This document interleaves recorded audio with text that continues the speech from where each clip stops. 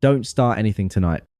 She said, then pulled her ex aside for a private catch-up and told me to find my own table. I found one at home. I left the restaurant, packed my things, and moved out. When she got home 3 hours later, the apartment was empty. My note didn't start anything. Just finished it. Hey viewers, before we move on to the video, please make sure to subscribe to the channel and hit the like button if you want to see more stories like this. Thanks. You know that feeling when you realize you're not the main character in your own relationship? I'd been fighting that feeling for 2 years with Sarah. She had this way of making me feel small. Like my need for respect was actually just insecurity. If I asked who she was texting late at night, I was controlling. If I asked why she cancelled our plans to help a friend, I was needy. I spent 2 years walking on eggshells, trying to be the cool, secure boyfriend. She claimed she wanted. It all came to a head last Friday. It was supposed to be a celebration, my promotion. I'd booked a table at Lucia's, this impossible to get into Italian place downtown. I was wearing a new suit. She looked stunning in a red dress I bought her. For the first 10 minutes, things were perfect. Then we got to the hostess stand. Sarah Saamila. I felt her entire body tense up next to me. I looked over and saw a guy walking out of the bar area, tall, stubble, leather jacket over a t-shirt. It was Mark, her ex. The one she described as toxic but intense. The one she had cried over a month before we met. Her face didn't look like someone seeing a toxic ex. She lit up. It was a brightness I hadn't seen directed at me in months. Mark? Oh my God. She breathed out, stepping away from me. He grinned. That lazy, arrogant smirk of a guy who knows he still has hooks in someone. Look at you. Still killing it in red. He didn't even look at me. I was invisible. Apro? I stepped forward, extending a hand, trying to assert some presence.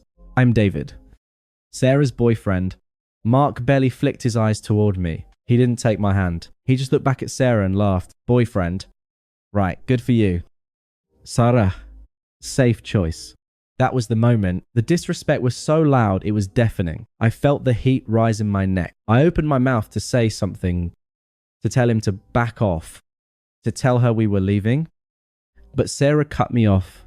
She turned to me, her eyes hard and annoyed. She put a hand flat on my chest, not affectionately, but to hold me back. David, stop. She hissed. Don't start anything tonight. Start anything, I asked, my voice rising. He just disrespected me to my face. He's joking. That's just his sense of humor. Don't be so sensitive. She snapped, then glanced back at Mark like she was worried he would be offended by my existence. She lowered her voice. I haven't seen him in 3 years. I need to clear the air. It's important for my closure. Closure. We're at dinner for my promotion. It'll take 10 minutes. She said, waving her hand dismissively. She wasn't asking. She was telling. She turned her back to me, angling her body toward Mark, over her shoulder. She tossed the grenade that killed our relationship. Just go find us a table or something. Order me a glass of Pinot. I'll be there in a few minutes. Don't be weird about this. She grabbed Mark's arm, actually grabbed it, and guided him toward the patio doors. Let's go outside. It's too loud in here.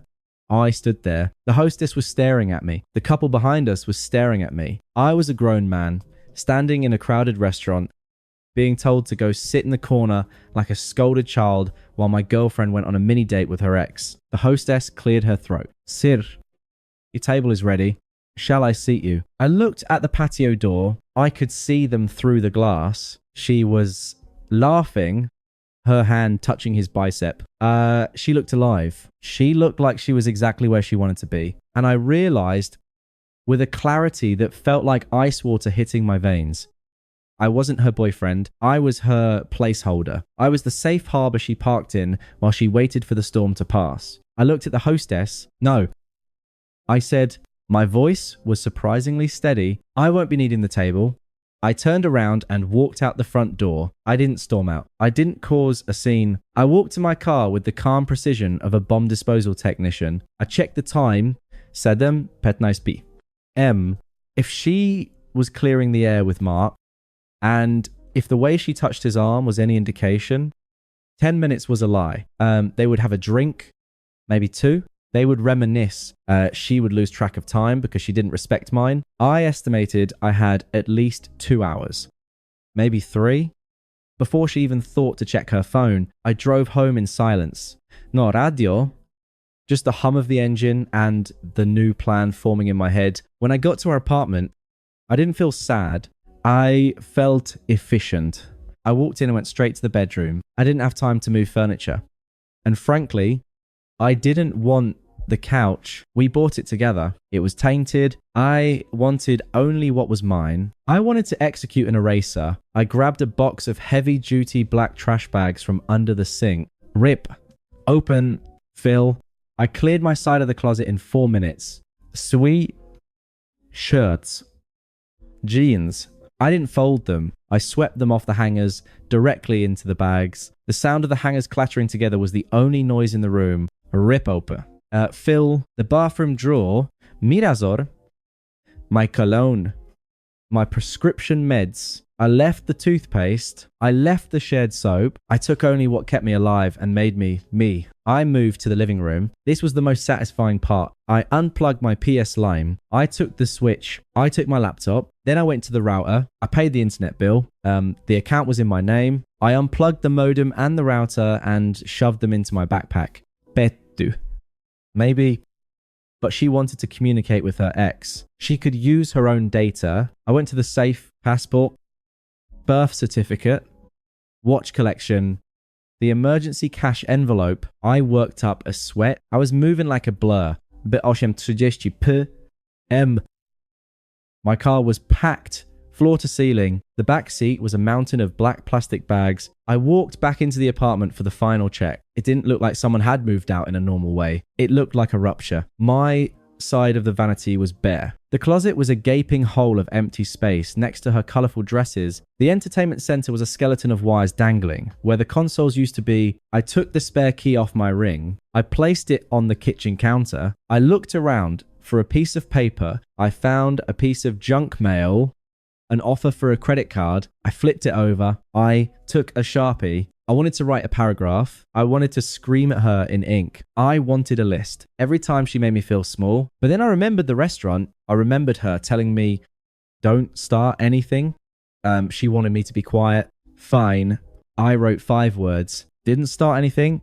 Just finished it. I left the note next to the key. I walked out the door and locked it one last time. I got into my car, started the engine, and pulled away. At 8:40 și 7 p.m. My phone screen lit up. Incoming call. Sarah. I didn't decline it. I didn't answer it. I switched the toggle on the side of my phone to silent. I watched the screen glow for 30 seconds, then go dark. She was probably just now walking back to the table. Finding it empty, she was probably annoyed. She probably thought I was in the bathroom or sulking in the lobby. She had no idea that she was currently dialing a ghost. I drove toward the highway. I had nowhere specific to go yet. Maybe a hotel, maybe my brother's place 3 towns over. But I had never felt more at home than I did in that car. Driving away from a woman who told me to wait my turn. My turn was over. I checked into a Holiday Inn about 20 minutes away. I didn't go to a luxury hotel. I wasn't celebrating. I was bunkering down. I ordered a pepperoni pizza, cracked open a beer from the minibar, and sat on the bed. My phone was face down on the nightstand, vibrating against the wood every few minutes. I didn't need to be in the apartment to know exactly how the timeline was playing out. I could reconstruct the crime scene just by listening to the voicemails later. Voicemail 1. 8:50 p.m. David, where are you? I'm back at the table. The waiter said you left. Stop being dramatic and come pick me up. It's not funny. Tone annoyed, entitled, she thinks I'm sitting in the parking lot teaching her a lesson. Voicemail 2. 9:15 p.m. Okay. Seriously. Pick up the phone. I'm standing outside. Mark already left. He had to meet some friends. I'm not paying for an Uber when you drove us here. This is so childish. David, call me back. Tone, angry, shifting blame. Mark already ditched her. Ironic. Voicemail 3. 980p. David, I'm home. Why are the lights not working? The Alexa isn't connecting. Pause. Heavy breathing. The sound of footsteps echoing on hardwood. David, where is the TV? Where is your computer, David? Call me right now. You're scaring me. Donna confusion. The reality is starting to bleed in. Voicemail 4. 9:27 p.m. Total breakdown. Subs, I found the note. What do you mean finished it? You can't just leave. We live together. You took the router. Are you insane? Please just come home. We can talk about this. I'm sorry I was with Mark so long. Okay, I'm sorry. Just come back.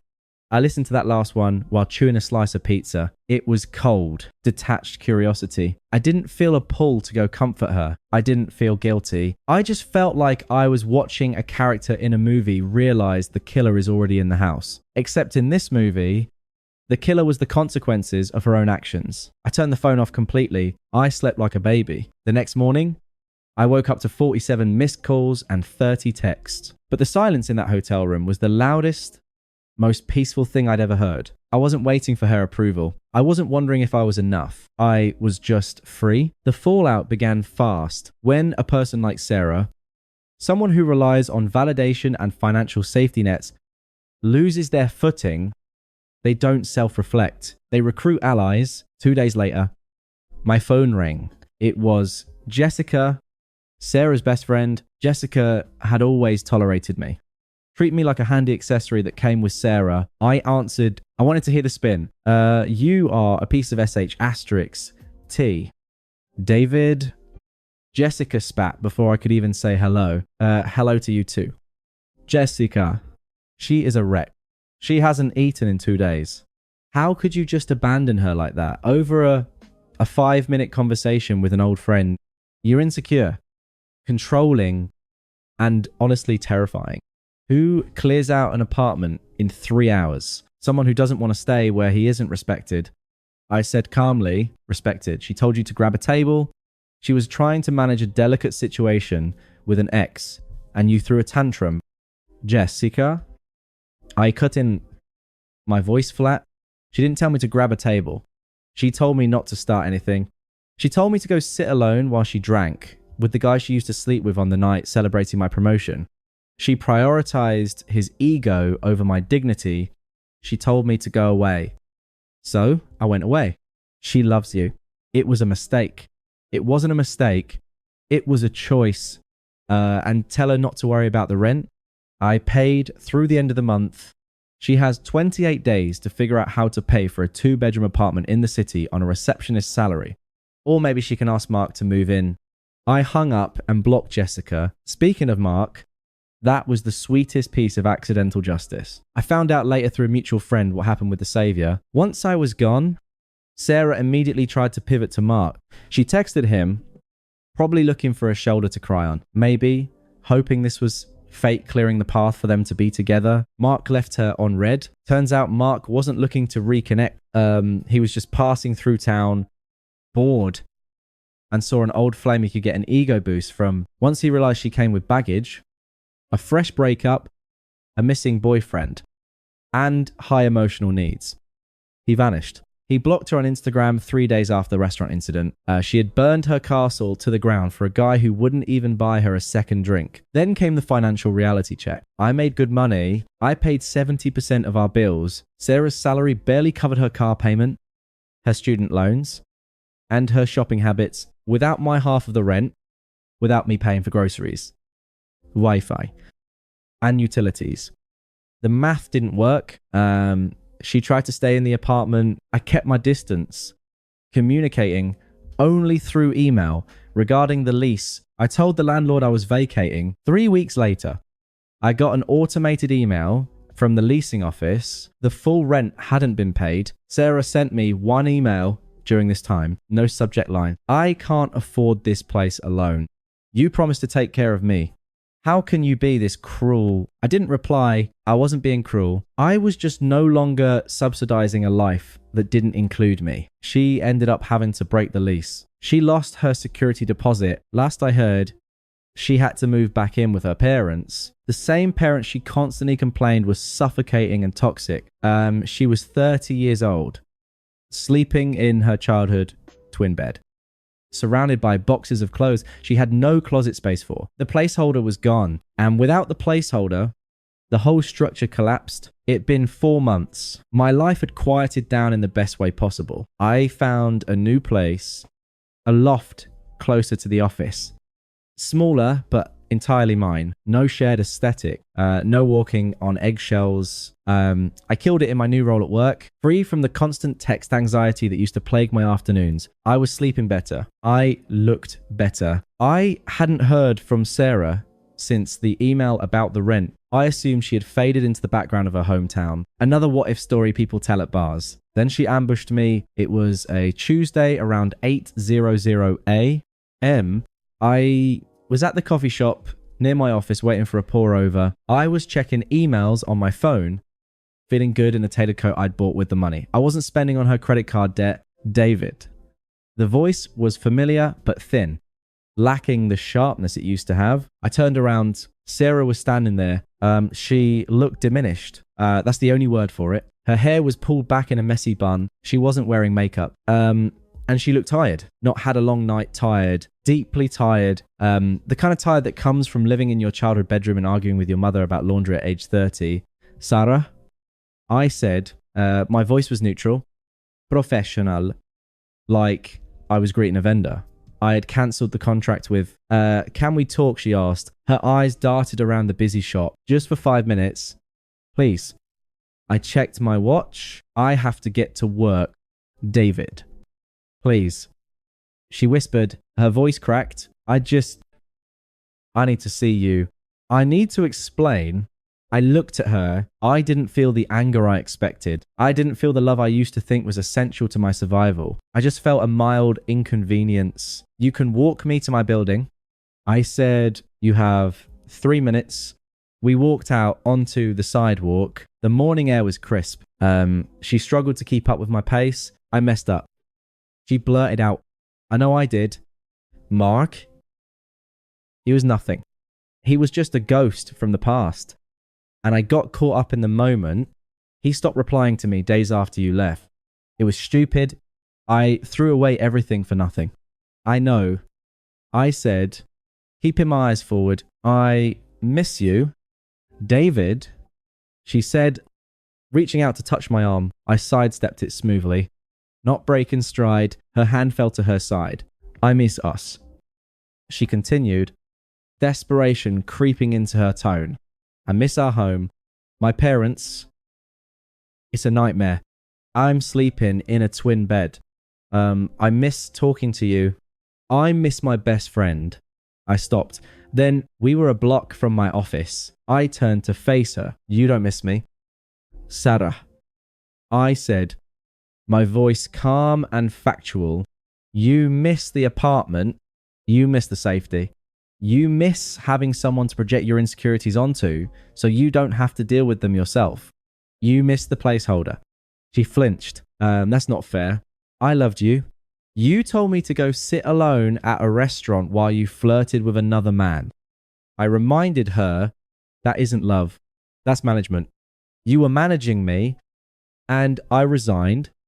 She started to cry. It wasn't the manipulative crying of the past. It was the realization that her old tricks were hitting a brick wall. Can't we just start over? She begged. Please. Just coffee. Just a drink. Let me prove I can be better. Let's just start fresh. I looked at her, really looked at her one last time. I saw the regret. Sûre. But I also saw the entitlement still lurking underneath. She still thought she could negotiate my dignity. I smiled, but it didn't reach my eyes. Start over, I repeated. I leaned in slightly, delivering the final echo of the night that changed everything. Sarah, you were the one who told me not to start anything. You wanted me to stay in my lane, keep my mouth shut, and not make a scene. So I'm doing exactly what you asked. David, I'm not starting anything. I said firmly, I'm finished. I turned around and walked toward the glass doors of my office building. I didn't look back. I didn't check to see if she was watching. I walked through the lobby, swiped my badge, and stepped into the elevator. As the doors slid shut, hiding the street from view, I let out a long breath. I had finally found my table, and it was exactly where I wanted it to be. Thanks for watching. Make sure to subscribe to the channel and hit the like button. What do you think about this story?